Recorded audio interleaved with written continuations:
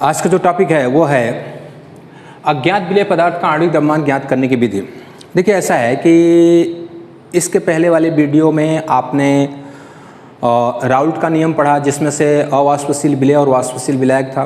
दूसरा हमने आपको बताया क्वथनांक उन्नयन, तीसरा बताया हिमांक अवनमन और चौथा हमने बताया परासरण दाब। ये जो चार गुणधर्म हैं वाष्प दाब, क्वथनांक उन्नयन, हिमांक अवनमन और परासरण दाब, ये जो चार आपको गुणधर्म हमने बताया जो उसकी संख्यात्मक गुणधर्म है, इन्हीं चारों के आधार पर हम किसी भी अज्ञात विलेय पदार्थ का आणविक द्रव्यमान ज्ञात कर सकते हैं। जैसे यहाँ पे आपको दिया हुआ है अज्ञात विलेय पदार्थ का आणविक द्रव्यमान ज्ञात करने की विधि। तो अज्ञात विलेय पदार्थ का आणविक द्रव्यमान ज्ञात करने की विधि टोटल चार है और ये चार के चार जो विधियां हैं ये पूरा का पूरा संख्यात्मक गुणधर्म पे आधारित है। अब चार विधि में आपको पहले हम बता देते हैं। नंबर 1 राउल्ट के नियम से, राउल्ट के नियम से, जिसमें आपने देखा था कि हमने फार्मूला दिया था P10 minus P1 by P10 is equal to W2 by M2 into M1 by W1। देखिए इसमें क्या है, सारे आपको पता है। P10 शुद्ध विलायक का वाष्प दाब, P1 विलयन का वाष्प दाब, W2 विलेय का भार, M2 विलेय का अणुभार, M1 विलायक का अणुभार और W1 विलायक का भार। इसका मतलब क्या है कि इसमें जो विलेय पदार्थ है वो W2 और M2 है और हमें निकालना क्या है, विलेय पदार्थ का आणविक द्रव्यमान। इसका मतलब है कि आप इस सूत्र से आप M2 निकाल सकते हो। ठीक है। दूसरी जो पद्धति है वो है क्वथनांक उन्नयन। दूसरी जो पद्धति है वो क्या है, क्वथनांक उन्नयन। तो क्वथनांक उन्नयन में आपने देखा था कि delta TB is equal to KB into W2 into 1000 by M2 into W1। क्वथनांक उन्नयन डेल्टा TB, KB मोलल क्वथनांक उन्नयन स्थिरांक, W2 विलेय का भार और M2 विलेय का अणुभार और यहाँ पे आपको दिया है W1 यानी विलायक का भार। अगर आप यहाँ से M2 निकालना चाहते हो तो M2 इज इक्वल टू हो जाएगा KB into W2 into 1000 by delta TB into W1। यानी कि क्वथनांक उन्नयन के आधार पर राउल्ट के नियमानुसार आपने निकाला, क्वथनांक उन्नयन के आधार पर भी आप विलेय का आणविक द्रव्यमान ज्ञात कर सकते हैं। M2 is equal to KB into W2 into 1000 by delta TB into W1। अभी हमारा जो तीसरी पद्धति है जिसमें से आपकी थर्ड पद्धति आपका है, यहाँ पर आप ले सकते हैं हिमांक अवनमन। देखिए हिमांक अवनमन में हम डायरेक्ट लिख देते हैं M2 is equal to KF into W2 into 1000 by delta TF into W1। तो हिमांक अवनमन के आधार पर भी आपने क्या निकाल लिया, अज्ञात विलेय पदार्थ का आणविक द्रव्यमान। ओके। और लास्ट आपका होता है चौथा जो आपका यहाँ पर है पाई यानी परासरण दाब पद्धति। परासरण दाब पद्धति, देखिए परासरण दाब पद्धति में क्या है, परासरण दाब पद्धति में आप यहाँ लिख सकते हैं pi is equal to WRT by MV। आप यहाँ पे लिख सकते हैं M is equal to WRT by pi V। ये जो आपका यम है यही है अज्ञात विलेय पदार्थ का अणुभार यानी कि मोलर मास आणविक द्रव्यमान। तो हमने जो आपको टॉपिक दिया है अज्ञात विलेय पदार्थ का आणविक द्रव्यमान ज्ञात करने की विधियां, तो आप कह सकते हैं कि अज्ञात विलेय पदार्थ का आणविक द्रव्यमान ज्ञात करने की टोटल चार पद्धतियां हैं। पहला है वाष्प दाब पद्धति, मतलब राउल्ट के नियमानुसार। दूसरा आपका है क्वथनांक उन्नयन, तीसरा आपका है हिमांक अवनमन और चौथा है परासरण दाब पद्धति। यानी इन चार पद्धतियों के माध्यम से आप किसी भी विलेय पदार्थ का आणविक द्रव्यमान ज्ञात कर सकते हैं। लेकिन इन चारों पद्धतियों में से सबसे अच्छी पद्धति है परासरण दाब पद्धति। अगर आप ये पूछेंगे कि परासरण दाब पद्धति सबसे अच्छी क्यों है, तो हम आपको बताना चाहेंगे यहाँ पर वाष्प दाब लाने के लिए आपको टेम्परेचर देना पड़ेगा। यहाँ पर ऑलरेडी 100 लिखा हुआ है क्वथनांक उन्नयन, इसका मतलब है कि इसका आणविक द्रव्यमान ज्ञात करने के लिए हमको बॉयल करना पड़ेगा। हिमांक उन्नयन, यहाँ पर भी आपको टेम्परेचर काफ़ी कम करना पड़ता है। और जो परासरण दाब के माध्यम से हम ज्ञात करते हैं, इसमें जो टेम्परेचर हम लेते हैं खासकर वो सामान्य तापमान लेते हैं, यानी 25 डिग्री सेल्सियस तापमान लेते हैं। मैंने आपको बताया कि इन चारों पद्धतियों में सबसे अच्छी पद्धति परासरण दाब पद्धति क्यों है। वो इसलिए क्योंकि जैसे आपको एक एग्जाम्पल दिया जाए, जैसे आपने देखा होगा अंडा, तो अंडे के अंदर प्रोटीन होता है। तो प्रोटीन को अगर हम बॉयल करते हैं तो आपको पता है कि अंडे के अंदर जो प्रोटीन होता है, अंडे के अंदर जो प्रोटीन होता है कौन सी स्टेट में होता है, लिक्विड स्टेट में होता है। अगर प्रोटीन लिक्विड स्टेट में है और उस प्रोटीन को हमने पानी में घोलकर विलयन बनाया, तो आपको पता है कि वो जो लिक्विड स्टेट में द्रव है अंडे के अंदर, वो पानी में घुल के विलयन बना सकता है। लेकिन जब आप परासरण यानी कि वाष्प दाब निकालते हैं, यानी टेम्परेचर देते हैं, बॉइलिंग पॉइंट यानी टेम्परेचर बढ़ाते हैं, या फिर आप फ्रीजिंग पॉइंट करते हैं, तो कहीं ना कहीं वो जो आपका प्रोटीन है उबालने पर वो द्रव किस में चला जाता है, ठोस में। और अगर आपका प्रोटीन जो कि अंडे के अंदर है वो उबालने से ठोस में चला जाता है, तो उसकी पानी में घुलनशीलता नहीं होती, बिल्कुल कम हो जाती है, यानी वो पानी में अविलय हो जाता है। अब जरा सा देखिए कि अगर हमारे पास पॉलीमर क्या होता है, पॉलीमर जो है प्रोटीन पॉलीमर है, प्रोटीन एमिनो एसिड का पॉलीमर है। जो प्रोटीन है वो एमिनो एसिड का पॉलीमर है। उसी प्रकार आपका जो सेलुलोज है वो ग्लूकोज का पॉलीमर है, और जो आपके फैट होते हैं वो फैटी एसिड के पॉलीमर होते हैं। तो जो आपका प्रोटीन की मैं बात कर रहा था कि अंडे के अंदर जो प्रोटीन है, अगर आप उसको हाई टेम्परेचर दे देते हैं तो उसमें विकृति आ जाती है, यानी कि उसके गुणधर्म में, उसकी संरचना में, उसकी घुलनशीलता में परिवर्तन हो जाता है। इसलिए वाष्प दाब पद्धति, क्वथनांक उन्नयन और हिमांक अवनमन वाली जो पद्धतियां हैं वो पॉलीमर रखने वाले विलेय पदार्थों के लिए उपयोगी नहीं है, जबकि आपका परासरण दाब पद्धति जो है वो पॉलीमर पदार्थों के लिए उसका आणविक द्रव्यमान ज्ञात करने के लिए हम अच्छे से उपयोग कर सकते हैं। इसलिए मैंने आपको बताया कि यहाँ पर आपको अज्ञात विलेय पदार्थ के जो आणविक द्रव्यमान ज्ञात करने, उसमें 4 पद्धतियाँ हमने बताई, और उस पद्धति में सबसे बेस्ट पद्धति आपकी है कौन सी, परासरण दाब पद्धति। ठीक है। असामान्य आणविक द्रव्यमान और वांट हाफ का कारक, ये आप टॉपिक देख पा रहे हैं कि हमने जो अगला टॉपिक लिया है वो है असामान्य आणविक द्रव्यमान और वांट हाफ कारक। अभी थोड़ी देर पहले हमने आपको बताया कि आप किसी भी विलेय पदार्थ का आणविक द्रव्यमान ज्ञात कर सकते हैं, और वो आणविक द्रव्यमान ज्ञात करने की 4 पद्धतियां, जिसमें से हमने आपको बताया था वाष्प दाब पद्धति, क्वथनांक उन्नयन, हिमांक अवनमन और परासरण दाब पद्धति। ठीक है। ऐसे कंडीशन में यहाँ पर जो आपका दिया हुआ है असामान्य आणविक द्रव्यमान क्या है, सामान्य आणविक द्रव्यमान क्या है, वो आप समझिए। ये जो आपने आणविक द्रव्यमान ज्ञात करने की जो 4 पद्धतियां आपने लिया है, आपको ये पता है कि ये चारों के चारों जो पद्धतियां हैं वो संख्यात्मक गुणधर्म है, यानी कि विलयन में यदि कणों की संख्या बढ़ती है अथवा घटती है तो कहीं न कहीं जो आपने आणविक द्रव्यमान निकाला है वो सही नहीं होगा, बल्कि गलत आपको प्राप्त होगा। ठीक है। फिर से आप सुन लीजिए कि ऐसे विलेय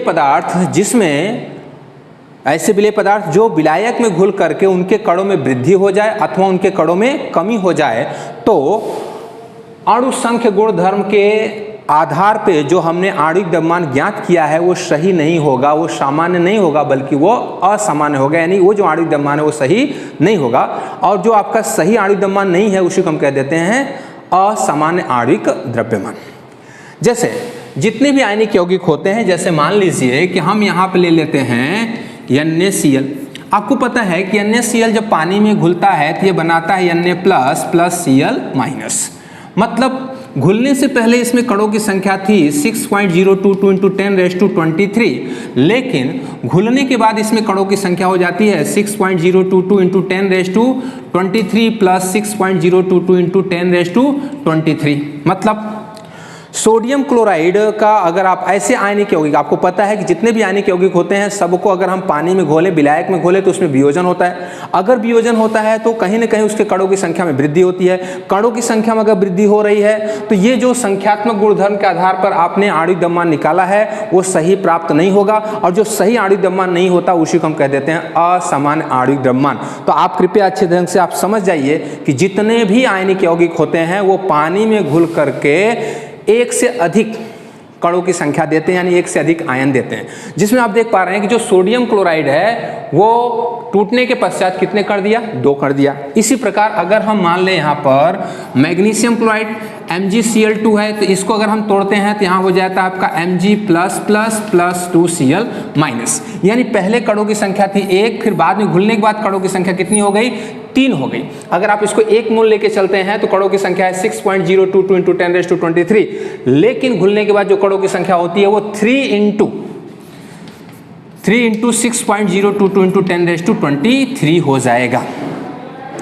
नेक्स्ट अगर हम बात करें तो यहाँ पर आप ले सकते हैं K4FeCN6, इसको अगर हम तोड़ते हैं तो यहाँ हो जाता है K4++, यहाँ पर हम ले लेते हैं FeCN6 और यहाँ पर आ जाता है 4-। मतलब साफ आपको दिख रहा है कि जितने भी आयनिक यौगिक होते हैं उनको पानी में घोलने पर उसमें वियोजन होता है, वियोजन होने पे कणों की संख्या बढ़ती है, कणों की संख्या बढ़ती है तो अणु संख्य गुणधर्म में परिवर्तन आता है, अणु संख्य गुणधर्म में परिवर्तन आएगा तो आणविक द्रव्यमान में भी परिवर्तन आएगा, और जो आणविक द्रव्यमान में परिवर्तन आएगा उसी को हम कह देते हैं असमान आणविक द्रव्यमान। तो ऐसे अणु जिसमें वियोजन होता है, ऐसे अणु जिसमें वियोजन होता है, तो वियोजन होने वाले समस्त अणुओं में जो विलेय पदार्थ है उसका आणविक द्रव्यमान ज्ञात करने के लिए जब हम संख्यात्मक गुणधर्म का उपयोग करते हैं तो हमें सही आणविक द्रव्यमान प्राप्त नहीं होता। तो जो सही आणविक द्रव्यमान हमें प्राप्त नहीं हो रहा है उसी को हम कह देते हैं असमान आणविक द्रव्यमान। दूसरी बात, कुछ ऐसे भी अणु हैं जिनको विलायक में घोलने पर सुयोजन होता है। जैसे आयनिक यौगिक होते हैं तो आयनिक यौगिक में क्या हो गया, वियोजन हो गया, वियोजन होने पे कणों की संख्या बढ़ गई, कणों की संख्या बढ़ गई तो संख्यात्मक गुणधर्म बदल जाएगा, संख्यात्मक गुणधर्म बदल जाएगा तो आणविक द्रव्यमान जो आपने ज्ञात किया वो भी बदल जाएगा। कुछ ऑर्गेनिक कंपाउंड, कुछ कार्बनिक यौगिक जिसमें आप ले सकते हो फिनॉल ले सकते हो, दूसरा आप ले सकते हो एसिटिक एसिड, और यहाँ पे ले सकते हो p-नाइट्रोफिनॉल, यानी कि इसके अलावा बेंजोइक एसिड। मतलब हमारे पास ऐसे बहुत सारे कार्बनिक यौगिक हैं जो विलायक में घुलने पर, ऐसे हमारे पास बहुत सारे कार्बनिक यौगिक हैं जो विलायक में घुलने पर कणों के मध्य में सुयोजन हो जाता है। सुयोजन होने का मतलब जैसे देखिए यहाँ पे हमने ले लिया है CH3COOH प्लस CH3COOH, मतलब कितने अणु हमने ले लिया, 2 अणु ले लिया। अब उसके बाद जब ये घुलता है तो ये बन जाता है C, यहाँ हो जाएगा आपका COH डबल बॉन्ड OH, यहाँ पे ऐसे डॉटेड लाइन, फिर O, फिर C, फिर यहाँ पे डबल बॉन्ड O, फिर ये हो जाएगा आपका CH3। तो यहाँ पे डॉटेड लाइन हो गया, यहाँ पे डॉटेड लाइन हो गया। तो ये क्या हो गया कि हमने पानी में, यानी हमने विलायक में घोला था 2 अणु एसिटिक एसिड का, घुलने के पश्चात इसमें सुयोजन हो गया तो 2 अणु एक दूसरे के साथ सुयोजित होकर के एक अणु का निर्माण कर लेते हैं। ठीक है, तो ऐसे कंडीशन में यहाँ पर आपको कितने अणु लिया, हमने 2 अणु लिया, तो दोनों अणु जब विलायक में घुलते हैं तो दोनों अणु किसमें आ जाते हैं, एक अणु में बन जाते हैं। इसका मतलब इसमें क्या हो गया, सुयोजन हो गया। अब सुयोजन जब होगा तो कहीं ना कहीं विलायक के कणों यानी विलेय के कणों की संख्या में कमी आएगी। अगर विलेय के कणों की संख्या में कमी आ रही है तो संख्यात्मक गुणधर्म के द्वारा निकाला गया जो आणविक द्रव्यमान है विलेय का वो गलत हो जाएगा। तो भी आप कह सकते हैं कि विलेय का कौन सा गुणधर्म हो गया, ये असमान आणविक द्रव्यमान। तो आयनिक यौगिक जो पानी में घुल करके एक से ज्यादा कण दे, उसमें जिसमें वियोजन हो रहा है तो वियोजन होने पर भी कणों की संख्या में परिवर्तन आएगा। ये फिनॉल है, एसिटिक एसिड है, पी-नाइट्रोफिनॉल है, इसके साथ साथ बेंजोइक एसिड है, ये सभी विलायक में घुल करके सुयोजित होते हैं। तो वियोजन में कणों की संख्या बढ़ती है, सुयोजन में कणों की संख्या कम हो जाती है। और आपको पता है कि जो आणविक द्रव्यमान निकालने वाला सूत्र था वो सबके सब संख्यात्मक गुणधर्म है। इसका मतलब है कि कणों की संख्या वृद्धि होने पर भी आणविक द्रव्यमान गलत प्राप्त होगा, कणों की संख्या में कमी होने पर भी आणविक द्रव्यमान गलत प्राप्त होगा। तो वो जो आणविक द्रव्यमान आप गलत प्राप्त कर रहे हैं वही है असमान आणविक द्रव्यमान। फिर वान टॉप एक वैज्ञानिक का नाम है। वान टॉप ने सोचा कि अगर किसी भी विलेय का विलायक में वियोजन चल रहा है या फिर विलेय का विलायक में सुयोजन चल रहा है तो कणों की संख्या में बदलाव होता है, और कणों की संख्या बदलाव हो जाने की वजह से आणविक द्रव्यमान बदल जाता है। तो ऐसा क्या किया जाए कि हमारा जो आणविक द्रव्यमान है वो सही प्राप्त हो। इसलिए वान टॉप नामक वैज्ञानिक ने अपना एक कारक दिया जिसको हम वन हाफ कारक कहते हैं, और वन हाफ कारक को हम दर्शाते हैं आई से। उन्होंने क्या किया कि जितने भी आणविक द्रव्यमान निकालने वाले सूत्र थे सभी सूत्रों में आई का गुणा कर दिया। जैसे यहाँ पर हमने लगा दिया आई, फिर यहाँ पर हमने लगा दिया आई, फिर यहाँ पर हमने लगा दिया आई, फिर यहाँ पर हमने लगा दिया आई। अब जो आपके वन हाफ थे उन्होंने आई के 3 मान दिए। आई के कितने मान दिए? 3 मान दिए। जैसे यहाँ पर हम लिख देते हैं आई बराबर 1। इसका मतलब है कि विलेय के कणों का विलायक में न तो संयोजन हो रहा है और ना ही वियोजन हो रहा है। मतलब यहाँ पर हो जाएगा आपका वियोजन भी नहीं होगा, वियोजन नहीं होगा और सुयोजन भी नहीं होगा। यानी कि विलेय का कण का सुयोजन नहीं होगा। यानी विलेय के कण का विलायक में सुयोजन और वियोजन नहीं होता है तो आई का मान कितना लिया जाता है? 1। यदि आई का मान 1 से ज्यादा आ रहा है तो विलेय का विलायक में क्या चल रहा है? वियोजन। यदि आई का मान 1 से ज्यादा आ रहा है तो विलेय के कणों का विलायक में क्या चल रहा है? वियोजन, जिससे कणों की संख्या में वृद्धि होगी।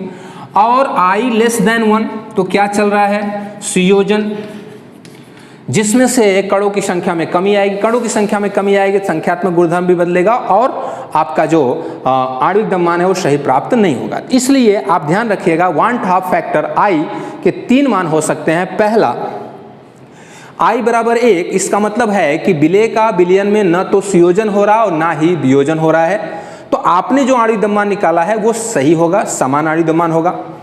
आई ग्रेटर देन 1, इसका मतलब क्या है कि विलेय का विलयन में वियोजन हो रहा है। और यदि आई लेस देन 1 है, इसका मतलब है कि विलेय का विलायक में सुयोजन हो रहा है। तो आई ग्रेटर देन 1 वियोजन, आई लेस देन 1 सुयोजन।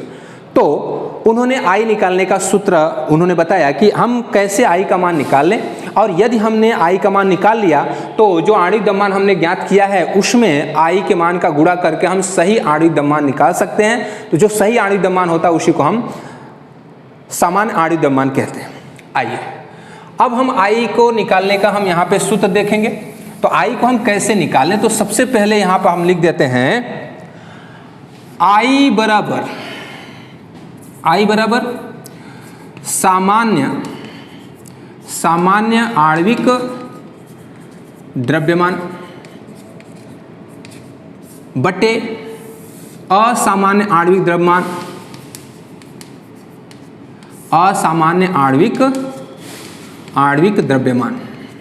ध्यान से आप समझिए सामान्य आणविक द्रव्यमान क्या है और असामान्य आणविक द्रव्यमान क्या है। जैसे मान लीजिए कि हमने यहाँ पे ले लिया NaCl, तो आपको हम बताना चाहेंगे कि जब परमाणु भारों का जोड़ करके आणविक द्रव्यमान निकाला जाता है तो उसे हम सामान्य आणविक द्रव्यमान कहेंगे।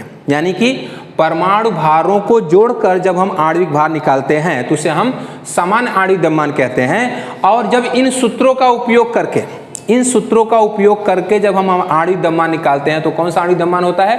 असामान्य आणविक द्रव्यमान होता है। तो इस प्रकार जो आपका सोडियम क्लोराइड का परमाणु भार के आधार पर आणविक द्रव्यमान होगा वो समान आणविक द्रव्यमान होगा, और जो आप गणना करके निकालते हो कौन सा होगा? असमान आणविक द्रव्यमान हो जाएगा। ठीक है, इसी प्रकार यहां पे हम लिख देते हैं आई बराबर सैद्धांतिक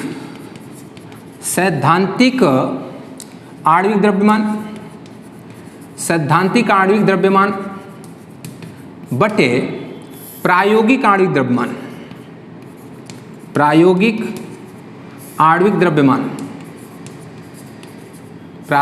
आणविक द्रव्यमान। तो कृपया ध्यान से समझिए, सैद्धांतिक वही है जब परमाणु भारों को जोड़ करके आणविक द्रव्यमान निकालें वो सैद्धांतिक आणविक द्रव्यमान है। और जब आप इन सूत्रों का उपयोग करके आणविक द्रव्यमान निकालेंगे तो कौन सा हो जाएगा? प्रायोगिक आणविक द्रव्यमान हो जाएगा।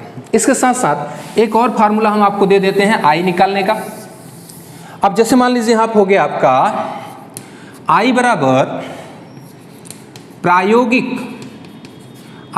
प्रायोगिक संख्यात्मक गुणधर्म, ठीक है, बटे सैद्धांतिक संख्यात्मक गुणधर्म। बात समझ गए?